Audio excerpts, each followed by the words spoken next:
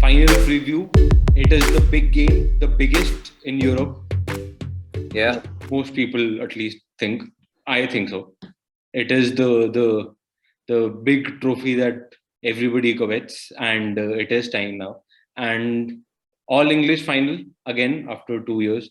That one probably wasn't as exciting in build up because Tottenham wasn't that great Yeah. in them. But this is a bona fide big game. Manchester City versus Chelsea. Manchester City, probably arguably the strongest team in Europe right now, especially in terms of squad depth. They can literally replace everybody with a $50 million man from the bench. So that is a big thing for any team in Europe at this point. And Chelsea, slightly a surprise package. Nobody really gave them a chance to actually make this far in this tournament, especially in early days when Lampard was at the helm. But Tuchel has come in, Thomas Tuchel has come in and just changed the fortunes of this team. So let's put it to the floor. We have Shivam with us again. We have Jimmy, and Hey man. Hey Jimmy. this is Hello. the Both of you. Top Corner football podcast from the house of Sportcircle. Let's get right into it. What do you guys think of this game? Yes. Oh, it's always exciting, a Champions League final. Even if it's your rival's first ever Champions League final. But still, Yeah. it's going to be fun. Two really strong teams who faced each other a lot many times over this season. Yeah. And Tuchel coming in and taking Chelsea to the final, it's been a real surprise, I think, for everyone. Even for most Chelsea fans, I think. Even when Tuchel came in, I don't think you expect a team to go this far ahead in such a short time. Even though, this has happened to them before, but still. Yeah, but see, to be fair, what happened to them last time when they won with Di Matteo in charge? He didn't really change the playing style that dramatically. No. Tuchel has just reversed it. And Reversed it, it's surprising to see how well the players have responded to this change in Yes. tactics, this change in playing style and all. So that is where the fairy tale almost comes in. But that's with Yeah. that's a signature Chelsea, isn't it? Every time there's a new manager, there is they reinvent themselves and they're really happy and they're really positive. Same players, different attitudes. Everything changes overnight, and they commit and they really come hard as an opposition. I genuinely don't know what happens there. Players suddenly go bad, then suddenly they improve. Yeah, I mean, and not a lot of clubs are able to pull this off. You want stability and the same manager, and that's a sort of a recipe of success. But with Chelsea, this really goes out of the window. They don't really care about that. Numerous managers and still find themselves in finals. They've played one last time, this time. Every time they are contenders, and they are contenders again this year. Yeah. And to be fair, for the fans.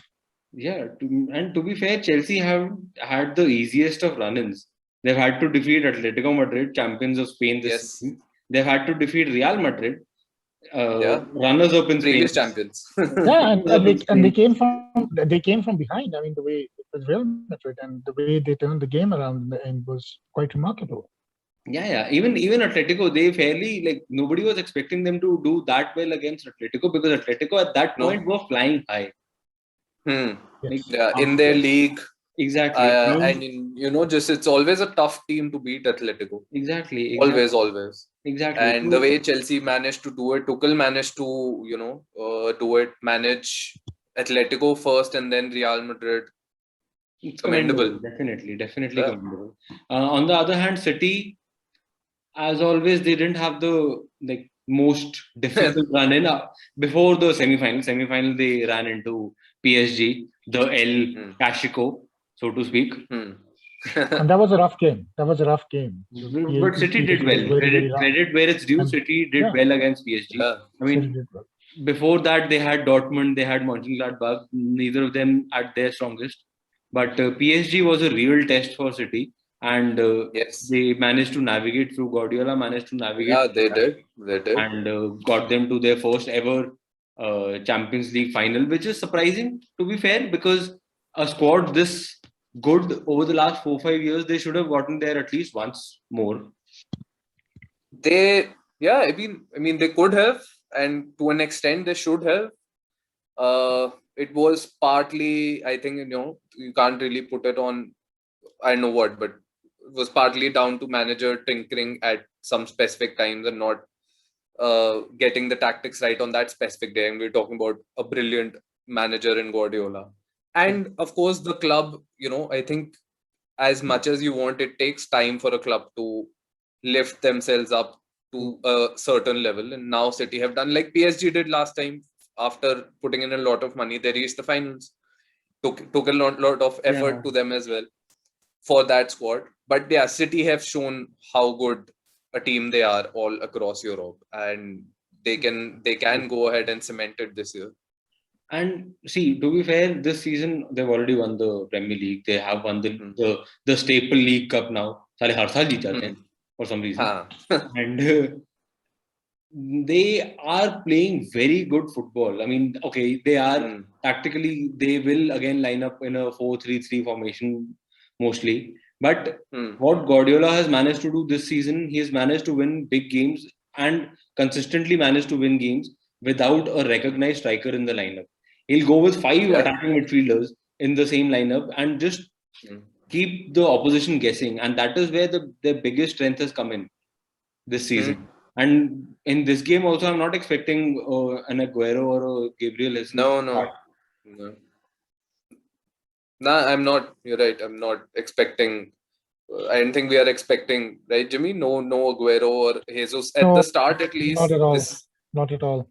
It's going to be the same signature Guardiola coming in with, keep everyone guessing, and everybody thinking who's main containment, and I think how he's going to play. That's how he always plays. I think De Bruyne again starts in a false nine. That a role he's played very effectively this season. A lot of players have played that false nine role this year, but of course De Bruyne as a starter, no matter if he plays in a midfield three or in a more attacking three. That is the mark of how drilled this team, fortunately or unfortunately, at this point is. They'll put in those players, and then it is up to them to just keep moving. And that is how fluid this team has been. Yeah. And not only that, if you observe that, if you observe how they play, they really play stretch out. They really stretch the ball to different corners, right? And they play from end to end, from line to line. And that's where they are able then to, stretch the opposition and then find gaps within the opposition, and they're very, very quick in exploiting those gaps with the ball. And if you will notice something, they will never come into the gaps if they don't have the ball with them. They will only come into those gaps once they are in possession of the ball and the player has moved through. You see at Mahrez, you see at, De Bruyne, they all do that stuff. So they keep, they really keep them on the edge. They stretch them to a lot, and then they make their run. And that's where they've been most effective. That's how they've been effective.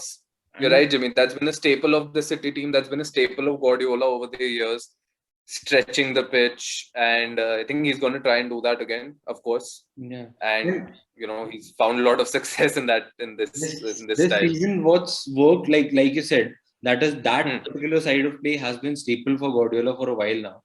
But this season, what has really worked, apart from the tactic also, is the defense.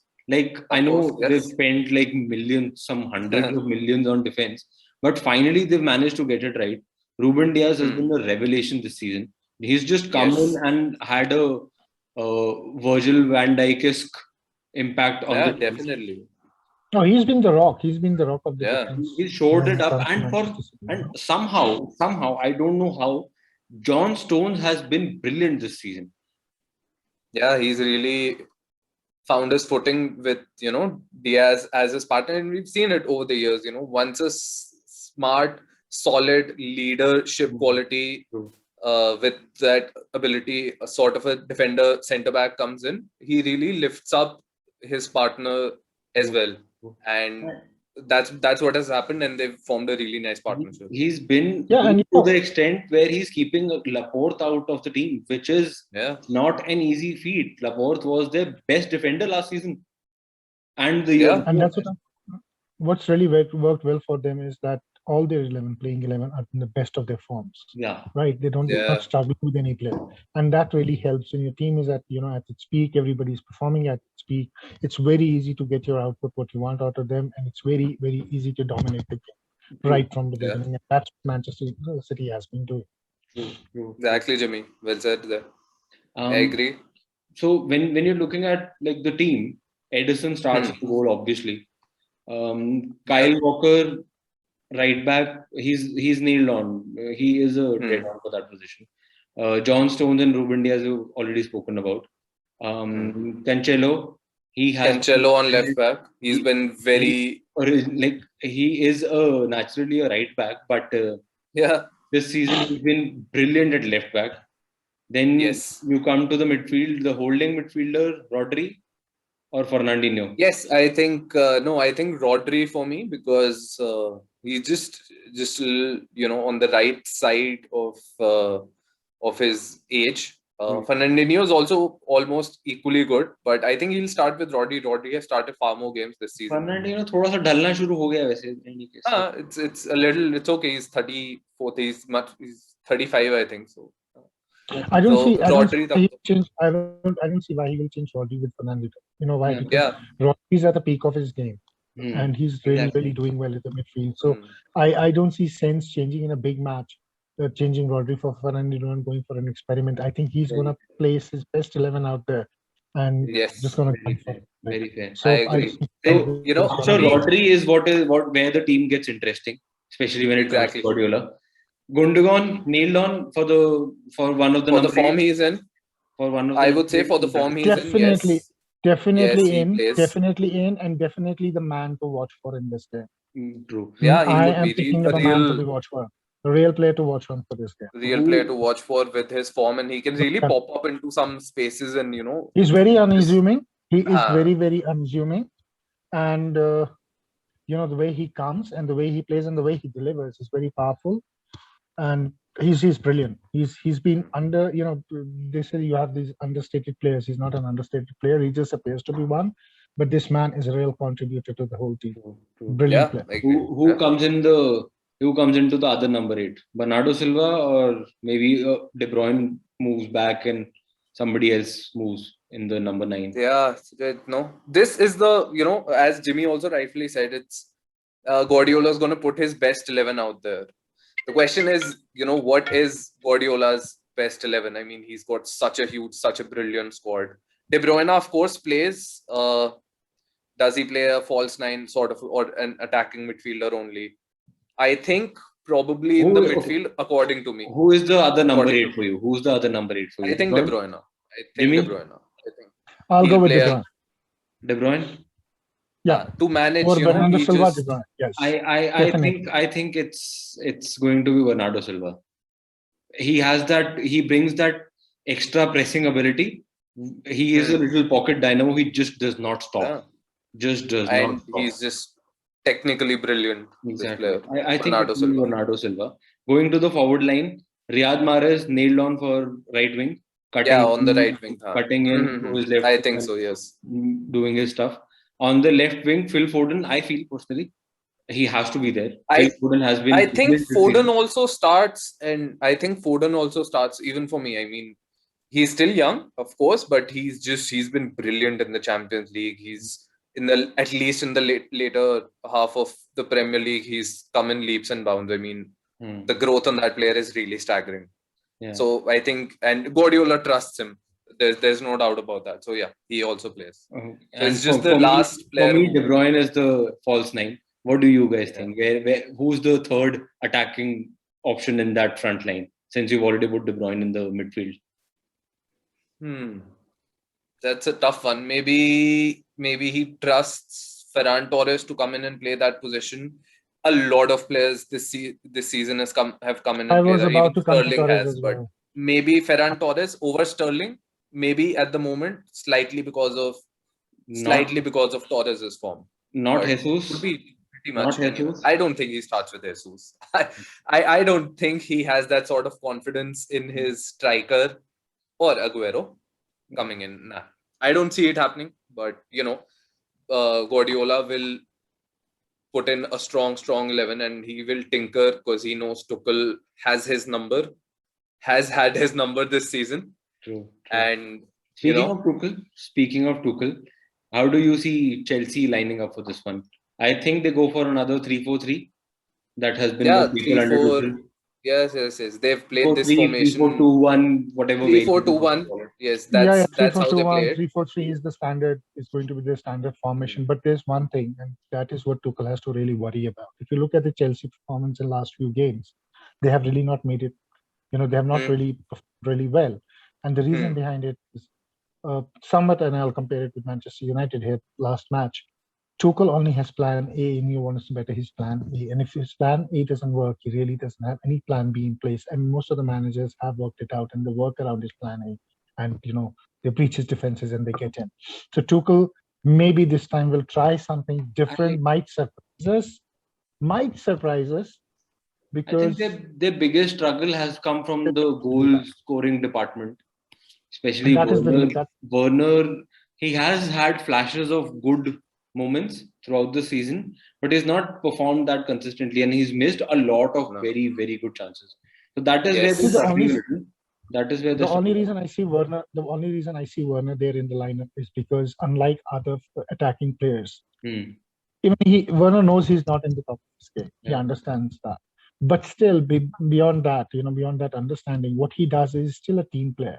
He would make quick dashes. He will pass the ball around to other players, unlike other attackers where you say they don't feed the ball as much as to other players as Werner does. So, he plays that kind of an anchoring role where if he gets a chance, he's going to go for it. But otherwise, he's going to be a great support on the side, giving other players a chance to convert the goals. With his pace, with his power, he's trusted by Tuchel. He opens up the game. Yes, he can run into channels, try and stretch the game, even if he's not that prolific in front of the goal at the moment. Yeah, and this is his pace is it's his biggest asset, and this is where Tuchel wants him to utilize his player, stretch the centre backs a little if we can, even with wider runs, and then maybe the rest of the team can move in and go for the goals. Okay, so who do you think plays? Mendy in the goal if he's fit. If he's fit, yes. There are slight doubles. Yes, of course. Mendy isn't fit. Obviously, Kepa comes in, and then obviously. Or maybe Caballero plays. Or maybe if not Kepa, Caballero plays. I don't think that is happening. Anytime soon. Of course, it's gonna be Kepa. If Mendy is not there, Mendy it's gonna be Kepa. Obviously. Then you have your three centre backs. That is where things get interesting. Thiago Silva plays for sure. Yeah, of course. In the center, control the whole thing, just lead the back line. Yeah. Definitely. Rudiger, right centre back. Rudiger, I think he will play more on the left. Rudiger will play more on the left. On the right, they've played Reece James in the past couple of games, but that was to nullify at times the opposition's pace, especially when they were playing Leicester. I don't see this happening in this game. Which is going to be a problem here also. The City are not a slow team. No, of course not. But I still think maybe Reece James a little wider this time. He'll need his fullbacks to be very energetic, going forward and backward all the time. Maybe Aspi can play on the right side of or Christensen. Interesting. I think Christensen would either. I think I would. My pick would be Christensen over Aspi. Yeah, he's of course, Jimmy. You're right. He is a proper centre back. But I'm just a big fan of Azpilicueta. Me too. I'm also leaning more towards Azpilicueta if I want to proper. But I have a feeling that it will be Christensen and Azpilicueta will be on the right wing back. On the left? Right on the right side? No, I think he'll be the right wing back. I don't think Reece James starts. I agree with Sujay. I agree with Sujay. Could be. This could also be coming in the game. Yeah. Moving forward, right wing back. If you have, I think you would want Reece James to start. I said I believe Reece James could really play that side. The midfield duo. Kante is a left wing back, of course. Left wing back. Chilwell, Alonso. Chilwell. Definitely Chilwell. No Alonso. Chilwell. I think Chilwell is in also fine form. He's been great over the season. He's picked up again. Chilwell as well. Definitely. I'll go with Chilwell. Midfield is where a slight concern is for Chelsea because Kante has been their best player for I don't know how long. And this For the season longest also, time. he was the man of the match in both the games against Real Madrid, by the way. Yes. So that is, And and if he misses out due to injury, which there are chances of, that will be a huge miss. Huge miss. Jorginho obviously plays in yeah, I think they don't have a lot of options in that particular area. I With think this, they with only these have two Kovacic. sitting, They only have Kovacic if I somebody think. needs to replace Kante. They only have Kovacic as an option, which is also not the ideal scenario because he is also returning from an injury, and obviously nobody on their full fitness also can match Kante's energy, let alone a half Yeah. Kovacic. Yeah. So that is something that will be interesting to watch. Going forward, So if fit, three, Jorginho and Kante. Yeah, sure. Going forward, three, my Werner bet is starts. he the Werner starts. same. Yeah, I think Werner starts, keeps the same lineup. Mount Mount plays, starts. and Mason Mount starts definitely. He's been Pulisic great this is season. there. Yeah. Mount has been great this season with Lampard, without Lampard, with Tuchel. He's shown what a player he is. I saw him from last year. I was really impressed, and even going forward, even with this year's start, I knew this player was going to be special. So Mount For and me, Pulisic for me, Pulisic, Mount and Werner. For me, this is for me also 3-4-2-1. Or Same especially because Havertz is still an injury doubt slight. So ZH might come in, but I have a feeling it will be Pulisic with his dribbling skills and all to trouble the City defense. What do you think, Jimmy? Who's the third option? As in Mount and Werner, I think are pretty much nailed on. The only probable point of discussion is the third. You know what, I slightly differ with you. I might see Mount playing a bit behind and feeding the long ball to the front runners in the forward. Mount might not be the real attacking player in this game. He might be used as somewhere in the midfield Might have because to be if Kante. that's what he has done with Mount. And if you see the last game as well, he had kept Mount back, and Mount was actually feeding the long balls. And he thinks that he is using Mount a bit like Frank Lampard used to be for Chelsea. He sees Mount in that role, and that's what he's trying to do with Mount. So I'm really not sure with Mount be really up there, or is he's gonna be back, in the midfielder section. But I mean, Ziyech is, I would say he's the dark horse here, but Pulisic obviously is a better player than Ziyech. His dribbling skills are fantastic. So Pulisic, I see there. Werner, I see there 100%. He has a lot of confidence in Werner. I don't think he's going to replace him in the starting 11. So that's that. Even Giroud, you don't know. Maybe he comes in with Giroud as well. It could be possible. He might do that. So exactly. Where do you think are the key duels happening on the pitch? For one, if Kante plays, it's Kante versus De Bruyne straight up. Yeah, definitely two of the strongest players in their respective teams. I also think it's going to be an interesting battle between Ruben Diaz. It's a poles apart battle, but who's going to come up? Thiago Silva. He's going to be playing one of his first finals. He's been there for the longest time versus Diaz. That's going to be interesting. Another interesting battle that's an interesting battle to watch. Yeah, I believe that Silva versus Ruben is going something which is really going to be worth watching. Another thing that might shape this final would be Riyad Mahrez versus Chilwell and Rudiger. How these two control that guy will have a huge bearing on this game because he has been brilliant this season with his dribbling, with his passing, with his cutting in and shooting. He has been brilliant. So that is another battle to watch out for. Yeah, definitely. Okay. I'd just like to weigh in on one more battle, Sujay, and this could be a surprise amongst the substitutions. Maybe if it goes really tight, I do see Giroud coming in as bigger player as he is, and maybe City also have to rely on Aguero. Both are at the end or at the twilight of their respective careers, and both have been phenomenal players. Aguero for City has been extraordinary. He's a legend there. And Giroud has been exceptional this season, last season. So this I think is going to happen somewhere in the match. This also should have some bearing on the match. Yes. Very quickly. One player to watch out for from both teams.